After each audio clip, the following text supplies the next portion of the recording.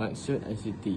ICT berasal daripada akronim Information Communication Technology. Ia adalah terjelma dalam bentuk internet, aplikasi digital dan pelbagai tapak digital yang lain. Contohnya seperti Google. Google merupakan salah satu medium pergerakan dan pengaruh kesepaduan nasional.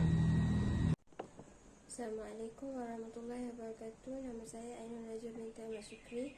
Nombor kad matrik saya 03 DAT 20F2048. Saya akan membincangkan tentang konsep hubungan manusia dengan ICT.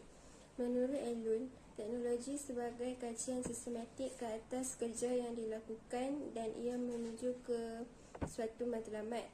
Kerja ini dilakukan oleh manusia untuk menghasilkan benda-benda atau bahan-bahan untuk memenuhi keperluan dan keselesaan hidup manusia.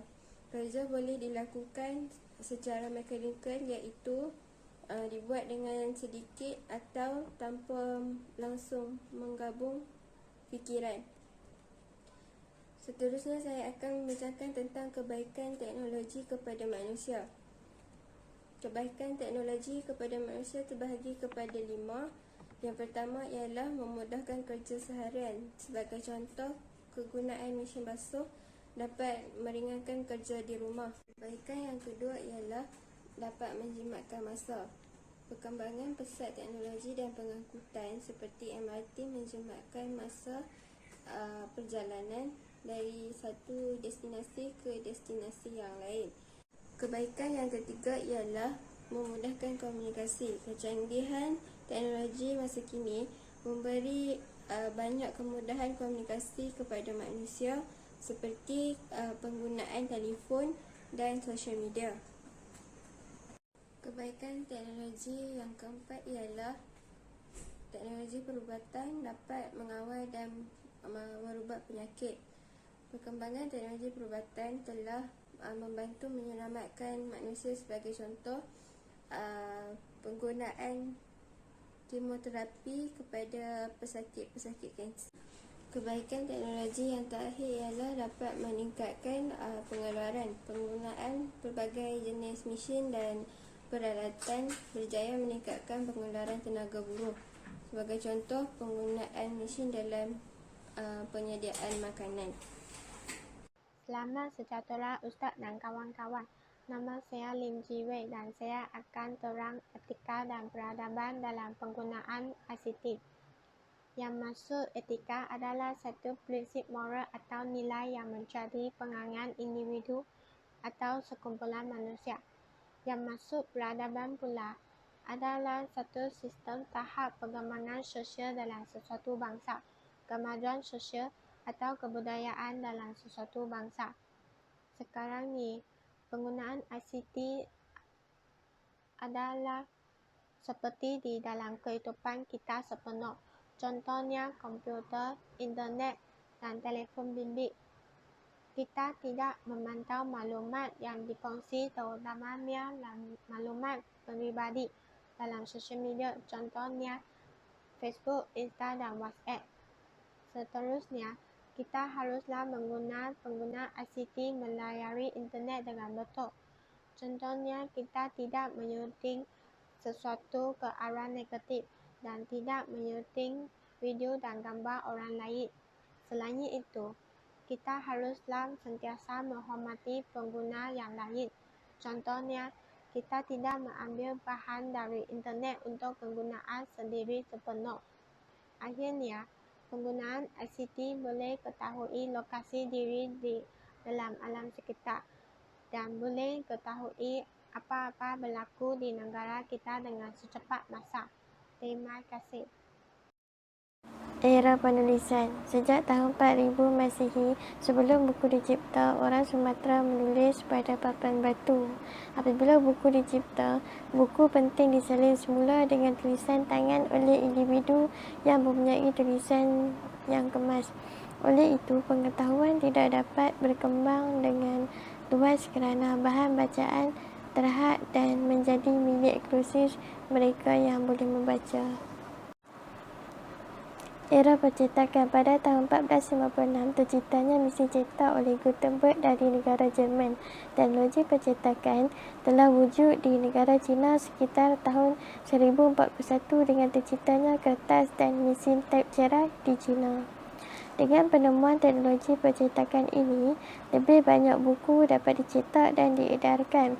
Justru ilmu pengetahuan dapat berkembang dengan luas. Pada era ini juga, media masa pertama iaitu akhbar telah diterbitkan.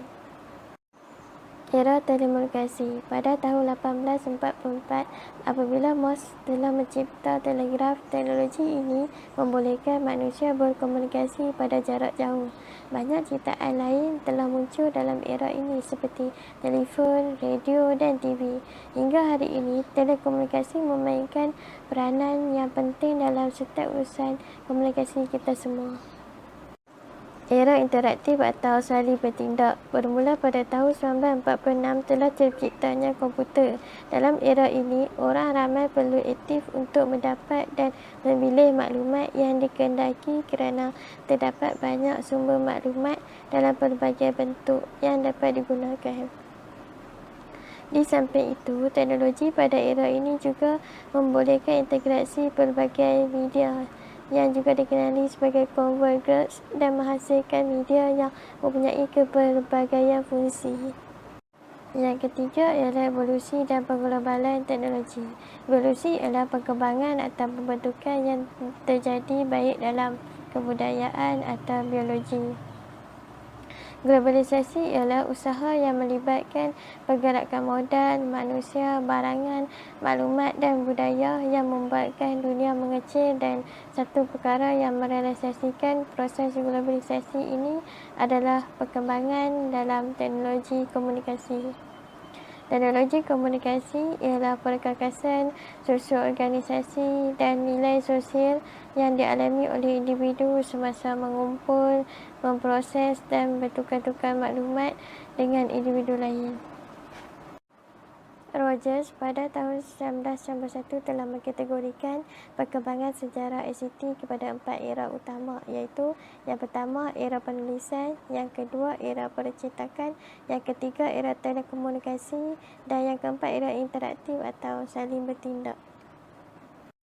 Seterusnya saya akan menerangkan ICT tapak pengukuhan kesepaduan nasional. Yang pertama, cara berkongsi idea dan maklumat. Dengan adanya aplikasi digital, kita dapat berkongsi maklumat dan isu-isu semasa dengan begitu mudah tanpa ada halangan. Yang kedua adalah cara menasihati dan berdebat. Sekiranya ada kesilapan dan salah faham, terdapat nasihat antara satu sama lain dengan baik. Yang ketiga, cara menghormati yang tua dan menyayangi yang muda. Walaupun kita di zaman moden, amalan menghormati yang tua dan menyayangi yang muda tidak akan pernah lapuk.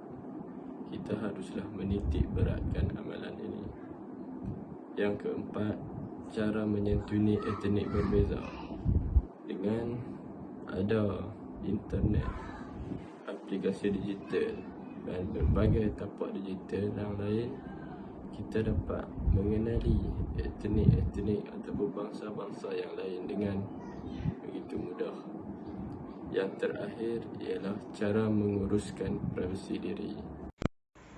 Assalamualaikum dan selamat sejahtera. Hari ini saya akan membentangkan tajuk isu semasa ICT. Yang pertama, penyebaran berita palsu di media sosial, iaitu mengenai COVID-19, terutamanya di WhatsApp. Message forward yang sangat banyak sehingga memberikan kesan besar, menyebabkan orang yang tidak mempunyai pengetahuan mengenai ICT terus mempercayai berita palsu tersebut. Yang kedua, menyebarkan hadis palsu di media sosial. Hal ini menyebabkan kekeliruan untuk umat Islam dan membuatkan kaum bukan Islam menganggap Islam itu sukar untuk dipraktikkan. Benda ini boleh menyebabkan kesan buruk sepertinya mencetuskan perpecah belahan di antara agama, kaum dan bangsa. Yang ketiga mengenai vaksin COVID-19 iaitu vaksin AstraZeneca. Vaksin ini dikatakan mempunyai kebarangkalian untuk menyebabkan darah beku yang boleh membawa maut dan telah meragut beberapa nyawa.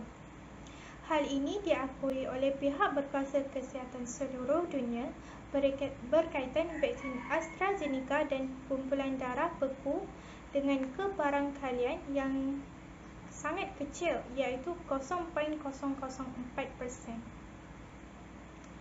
Keyboard warrior menggunakan literal meaning daripada kenyataan itu tanpa mengambil kira kebarangkaliannya ialah 0.04% dan golongan yang terkesan hanyalah warga emas.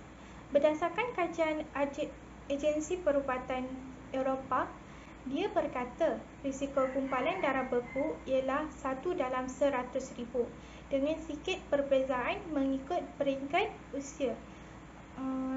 Kalangan penerima yang telah berusia berisiko tinggi untuk jangkitan lebih teruk seperti mana vaksin lain kesan sampingannya ringan dan akan hilang sendiri dalam beberapa hari. Bagaimanapun, tidak semua yang akan mendapat kesan sampingan tersebut. Sekian, terima kasih.